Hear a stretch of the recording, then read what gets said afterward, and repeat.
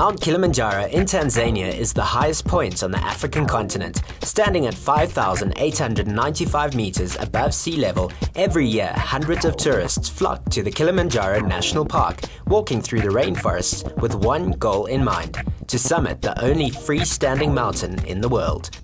One of these people is 702 talk show host Leigh Bennie, who will be tackling the mountain next week. Welcome to the Vodcast. My name is Jason von Berg. It's Women's Day tomorrow, and I have an incredible woman with me today, Leigh Bennie, talk show host on 702. How are you doing today? Very well, thank you. Hoping to be more incredible in time. It's coming, because let's get straight into it. Kilimanjaro, next week you leave. Apparently you have to call it Mount Kilimanjaro until you've summited, and then you can call it whatever you like. Oh, okay, so it's the respect issue. It's the respect issue. I leave in exactly a week. Okay. Spend a day in Dar es Salaam to acclimatise, although it's at sea level, so I don't know what that's about, and then I hit the mountain on Saturday. Sure. How's the preparation going then? Not well at all. They say you need about 6 months. I took 2. I got chicken pox, and then I got flu. So I've probably had about a month of training. You'll do it. You'll be fine. And well, this is what they say. Women are strong mentally, and so when it's on the mountain, as long as you're vaguely physically fit, the women have an advantage, and I'm clinging to that. But now, how did this idea come about? I mean, this whole Kilimanjaro trip. You're doing it with your father, by the way. I'm doing it with my dad. Well, thank you for filling me in.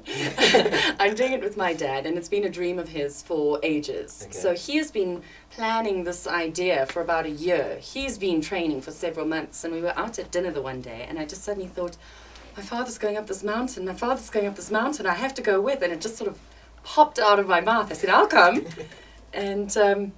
And then there was no turning back. You see, you're a talk show host. That's how these things happen. Hey? We're supposed to be calculated in what we say, though. So, yeah, so that's how I got roped in. And I must say, now we're just both so excited and we're having such fun. And it's already great bonding because already we're phoning each other about 3 times a day and we're giggling like schoolgirls and comparing what training we're doing. So I think it's going to be wonderful for us. But now, how does your diet change? I mean, my mom's done Kilimanjaro and she trained really hard. Really, really hard. Really? No, but you'll be fine. Don't worry. I'm not trying to push you off yet. But there's no hamburgers, there's no beer, nothing.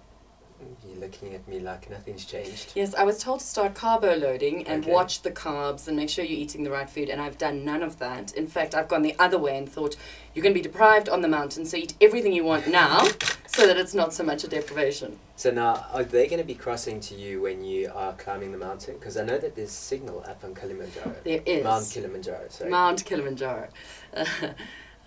Yes, they will. Okay. We haven't worked out exactly when. So I'm sure it'll probably be progress reports when I get to a place. I'll cross to them rather than the other way around. What are you doing? We need you to file now. I can't breathe. Whoa, John. No, it won't be like Picture that. of health. Fine. We are in the 702 Talk Radio studios. Yes, indeed. This is where you present most of. This is my desk. This story is something that I've always wanted to clarify. You were on Big Brother. People will recognize you from Big Brother, the first season. And then you got into talk radio. I mean, how does that happen? It was not the journey you would think. It was not the jump out of the television and into the radio at all. I took some time off because I felt I needed it. Okay.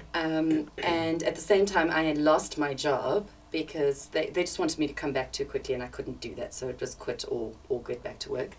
And I found myself unemployed and with no prospects. And I'd had a really bad day, actually, a really bad day. And I had a meeting in this building, funnily enough, and it went incredibly badly. And I just looked at the lift, and suddenly there were those 2 buttons.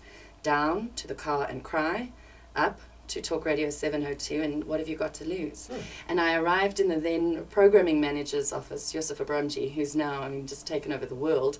And I think it was half, the quivering bottom lip, and half that perhaps he did see something. But I just went, I need a job. And he kind of went, it's okay, we'll try you out. And I started on Graveyard overnight, and it's just been wonderful ever since then. So you love it though? Oh, I love it. In your element? Love it. Okay. So what's the favourite subject for you then? You do pets, you do home decor, you do gardening, all of that. Yeah. What's your favourite? Not gardening. I'm terrible. I have no green fingers at all. I love the pets because I'm an animal person. Okay. I love the psychology. I find it absolutely fascinating to learn that stuff and how people operate and why they do the things they do. That sort of thing really intrigues me. So I love the psychology show. The car show is just tons of fun. Those boys are a handful on a Friday night, but they've got such verve and they're so bubbly. And It's perfect for Friday night. it's perfect. When they said to me, you're doing a car show on Friday nights, I just thought, Cool. how did you get to this position anyway? You know, how did you get to where you are? Because that is the stupidest idea I've ever heard. And it's so popular and it's such fun. It's Women's Day on Saturday, Yes, so I'd like yes. you to give a message to all the women of South Africa. Well, I have this saying, and it's not an original saying, and it's not my saying, but I love it because there's not a day that goes by that it doesn't apply. And it goes like this. I'm sure you've heard it. Life might not be the party we'd hoped for, but whilst we're here, we might as well dance. And there's always music to dance. So that's what I live by, and it keeps me happy. Awesome. I like that. Good luck with Mount Kilimanjaro. Thank you. And let us know what happens when you get back, how it went, send us some photos. I'm going to divulge the diary in its original state, unedited. So, Okay. yes. You can do it exclusively on the Times, okay? When they say what happens on the mountain stays on the mountain, it's no longer. Okay, awesome. Thank you, Leigh.